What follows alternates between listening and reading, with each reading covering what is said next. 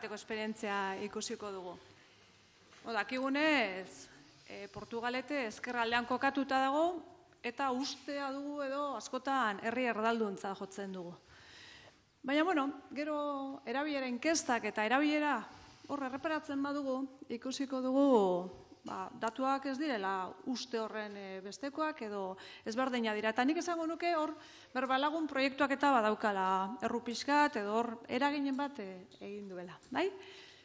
Garbine bertako udaleko euskara teknikaria dugu, baina udal euskaltegian ibilitakoa da, eta ezagutzen dugu gure errealitatea.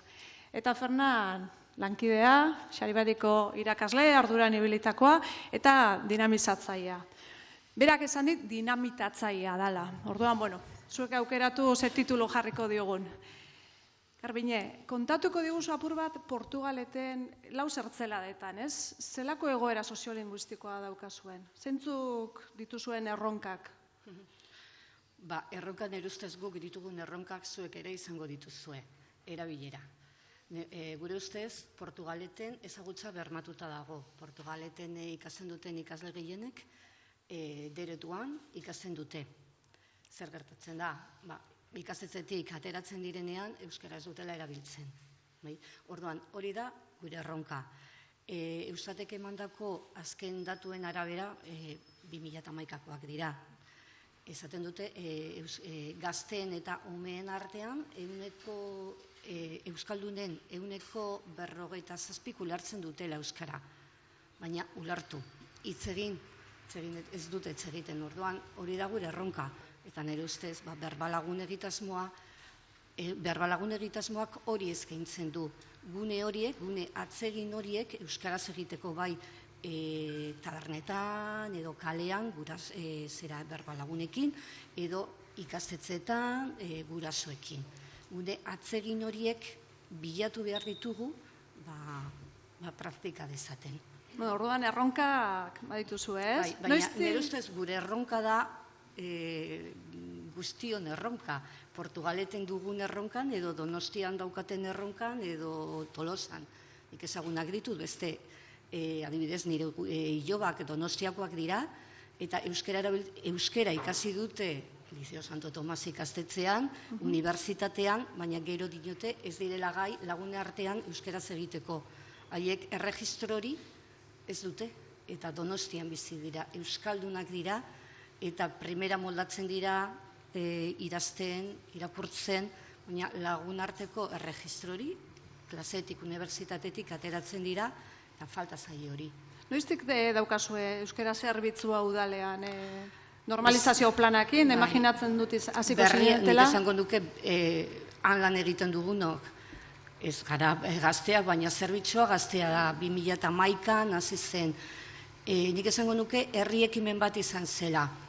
Bazegoen garai hartan, Arribola elkarte bat, eta nire ustez horiek indarra egin zuten, eta nola baiteko indarra egin zuten, eta udala behartu zuten zerbitzu hori eratzeko. Bazegoen itzultzaile bat, denetarik egiten zuena, eta orain bi teknikari gehiago gaude lan horretan.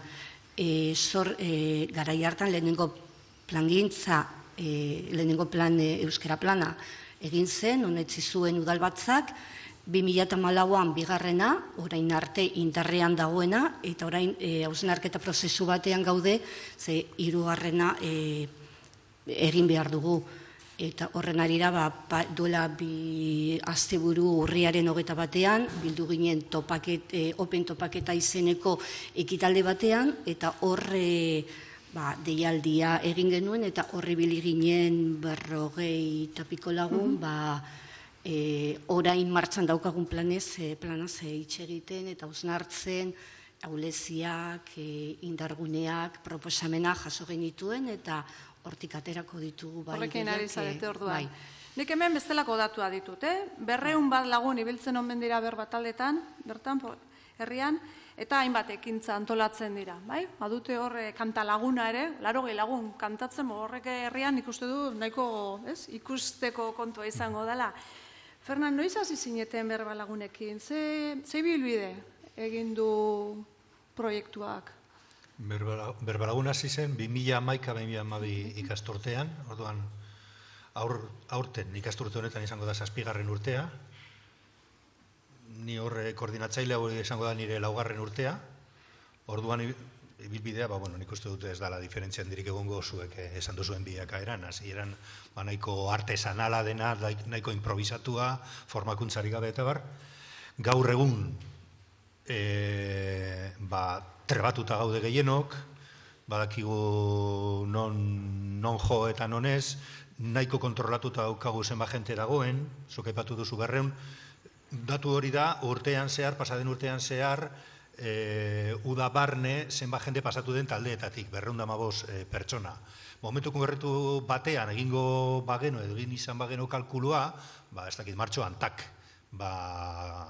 zenbatuko genuke gutxi gora bera, 180 pertsona, bai?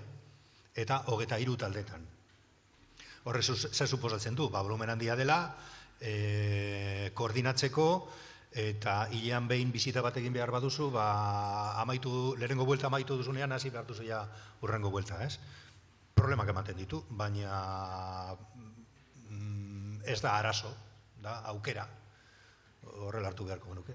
Jende asko da, baina nik jakin dudanagatik bentsat eskaintzare zabala egiten duzu, ez?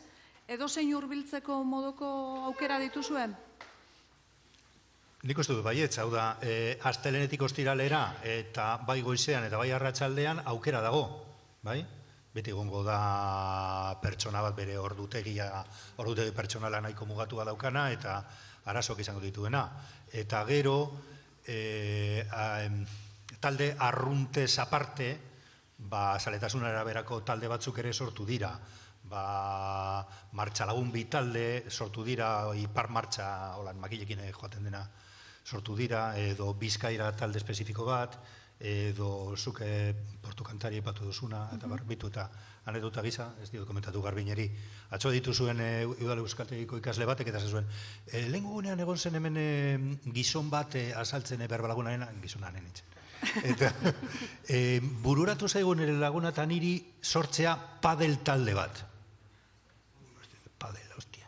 Aprobetxatu egin beharko da, ez? Aleginak egingo ditugu, erreserbatuko dugu pista eta ea zenbait jende sortzen den. Honetan, zuek segurazki eduki olako esperientziarik, ez?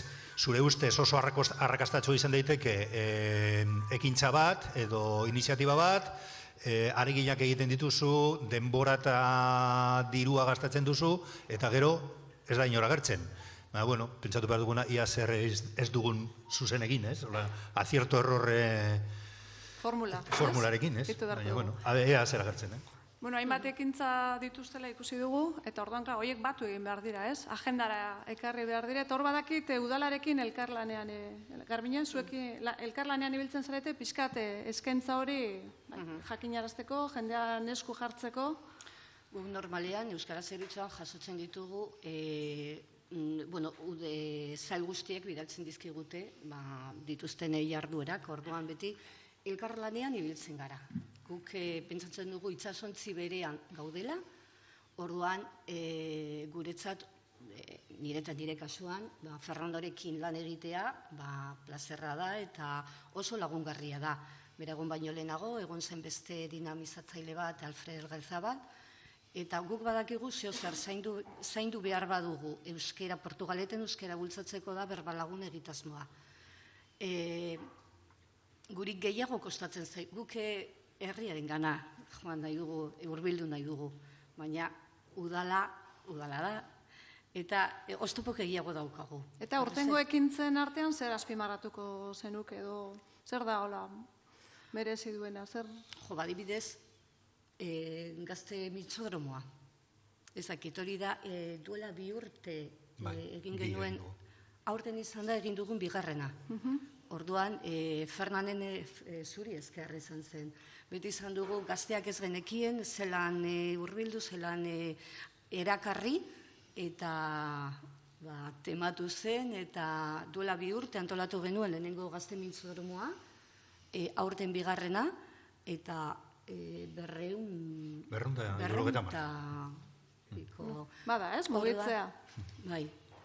Horrean nik zer azpimarratuko nuke hori litzateke, ze zaila da gazteekin ez da zaila gazteekin lan egitea, baina erakartzea eta bilatzea, bai, guia naiz. Fernan, ni zure herria joaten naiz eta edo nori galdetzen badiot, zuek ezagutzen duzue berbalaguna, nortzu dabiltza horretan, nola difusioa edo nola zabaltzen duzue zuen berri? Bueno, herrian 58.000 pertsona bizi dira. Orduan, dependeron galdetzen duzun, ez dute ezer jakingo, edo bestela ez. Baina kontuan izan da, zenolako zabalpen auki dezake, nolako proiektu mugatua, nik uste dut nahiko zabalduta dagoela. Lehenko gunean Garbiñek aipatu du topaketa hori, eta zer egiten da herrian, zer ezagutzen duzue, gehienek ezagutzen duten berbalagun zer zen, bai? Eta importantea da, nire ustez importantea da egotea tabernetan eta entzutea. Batzuetan ni joan naiz talde bate bizitatzera eta bazeuden erreserbatuan sartuta eta esan diet, segatik ez goaz terrazara, edo segatik ez goaz kanpoko maietara, ze geuk praktikatzea baino importanteagoa da, behar bada jendeak entzutea guri euskaraz egiten. Eta nola heltzen zarete jendearen gana? Kartelak pegatzen dituzue, kartelak esaten dute ja ez direla igual eraginkorrena. Hori da. Bueno, gure herrian, alde batetik kalean ezin da karteli jarri. Eta horrek mugatzen du. Orduan, agendak jartzen dira leku jakinetan, batez ere leku publikoetan eta gero tabernetan. Eta horretaz aparte, agenda hori blogearen bitartez zabaltzen da, Facebooken bitartez zabaltzen da, batez ere, eta gaur egun oso azkarra eta oso praktikoa dena WhatsApp bitartez talde guztietara, talde bakoitzak badauka bere WhatsApp taldea, eta orduan nik uste dut hori efektiboena dena, eraginkorrena, WhatsApp bitartez. Eta gero propaganda aldetik, jendea jakiteko apuntatu daitekeela, eta bar, egiten du kanpainan betikoa, gehi prentzaurre bat, eta gero sortzen dugolako bideo labur bat, ez dakit nola deitzen den, minutu bat baino gutxegokoa, horrelako zerbait, taldeen argazkiekin edo bideo laburrekin, eta hori WhatsApp bidez zabaltzeko nahiko praktikoa da, ez? Beti topatu behar duzu konplizeren bat, horretaz dakiena, eta mesede askatuta. Bueno, eta bukatzeko, bai, azkenengo galdera. Ni bintzat entzun ditugune datuengatik, posik egoteko modukoa dela, iruditzen zaitez. Ari zarete espektatiba betetzen, parte hartzaia posi daude, zuek sustatzaile modura ze laburpen egingo zenukete? Ze argazki aterako zeniokete, gaur egungo egoerari? Nik uste dut positiboak izan behar garela eta pozik egon behar dugula egin dugun lanagatik eta beti gehiago eskatu behar dugu, ni nahiko beti botila erdi utzik ikusten dut. Baina, ezakit, jendea pozik dago, segitzen du, laguntaldeak egiten dira. Orduan, hori azken finean, aspaldi bazegoen, lehen, gogora etorri zait metroan geundela, Fernanek esan komentatu, metafora bat esan dit, eta esan du, zelai handui bat badugula, jokalariak ere ditugula. Orduan, orain partida martxan jarri behar dugula, jokatu behar dutela. Orduan, badaukagu masa handi bat, euskaldun masa handi bat, jokalariak baditugu jokatzeko prez, orduan zelaia zaindu behar dugu eta partida hori martxan jarri behar dugu. Orduan, itxoran pentsua. Bai, Fernan? Bilakaera numerikoari begiratzen badiogu, 150 pertsonetik 200-era, horre plana zehazten dugunean gure duda da, zer epiniko dugu, parteide kopurua igo edo mantendu? Ostia, 200-era heldu gara, ipin dezagun mantendu, ea esku harrapatzen dugun. Beti nahi dugu gehiago, baina erronka, nik uste dut Garbiñek aipatu dela, gazteekin zer egin, gazteen arazoa ez da arazoa, gazteen aukera nola aprobetxatu. Eta hori behin aktibatuta, orduan dena irabazita daukagu. Egin dago bidea, ez? Eta gainera danok ezagutzen dugu egoera. Nik badaukat 18 urteko alaba bat, eta ikusten du zein den jokaera eta panorama, ez? Lortzen badugu hori aktibatzea, aleginak egiten ditugu, geure txikitasunean, hau da, gazte mintzodromoa. Datorren ostegunean egin dugu deialdi bat, gazte talde bat sortzeko ea zenbat agertzen diren. Ni 8 agertzen badira, konformatzen naiz. Ekitaldi espezifikoak egiten badira, haientzat egiten badira, agertzea. Nola ustartu hori guztia, Euslider, ez dakit ezagutzen duzuen, Euslider programekin lotu, nola lortu momentu kritiko hori, klak egiteko eta gazteak hasteko euskaraz egiten, ez? Gure herrian hori izango litzateke, guztietan la hostia. Nik uste du, puntuak irabazten ari dela, datorren urtean gai berri horrekin etortzeko guri zerbait kontatzera, bai? Eskerrik asko bioi eta txanda emango diogu igorra.